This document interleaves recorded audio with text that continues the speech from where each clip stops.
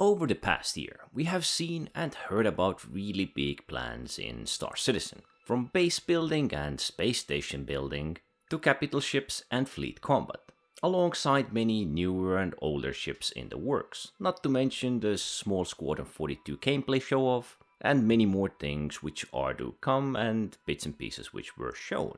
This time, let's go to fleet combat. These really big capital class engagements. Not just one or two pairs of big or large ships or medium-sized ships having at it, but rather an organized fleet with many different types and classes of ships, coordinating their assault on opposing fleet, targeting weak points of the fleet or weaker ships to overwhelm and overcome. This can sound beautiful, but it may be more complex than many may understand. For their credit, the plan is to allow specific groups focus fire on specific ships and specific areas. This is supposed to work with Fleet Command Console or Command Table, to allow organizing your fleet and position of ships. Two formations which are to be used. Simply put, fleet control. This table is intended to be available on capital ships. I would guess most likely on all combat-focused capital ships. This is intended to provide group managing and their visual control. It is unnecessary to control 5 different types of fighters separately when you can simply group them up to focus on the same target. But the real concern might come from unorganized flight maneuvers. For example, 5 heavy fighters or fighters in general are set to focus capital ships' rear part. This singular area of focus will pull all 5 ships into this small pocket area to focus on that specific position. And if the maneuvering is not set in place properly, collisions seem very likely to occur, thus causing losses or damage because of, well, unintended friendly fire or friendly collision. What I see as important here is team coordination and positioning, and I would say it's pretty much required. Everyone can do a flyby, come from their own direction and just bump into each other. I do not see it as a problem for large or bigger ships than that, up to capital class, but rather everything smaller, as each large ship and its movement is slow. It also seems unlikely that 5 large ships are intended to perform the same way as some of the fighters which are more maneuverable. Positioning can take time, and even some of these large sub-capital class, capital class ships might have different missions. Not to focus on the same area as the fighters might be focusing, perhaps to counter another large ship, or provide air cover for smaller ships.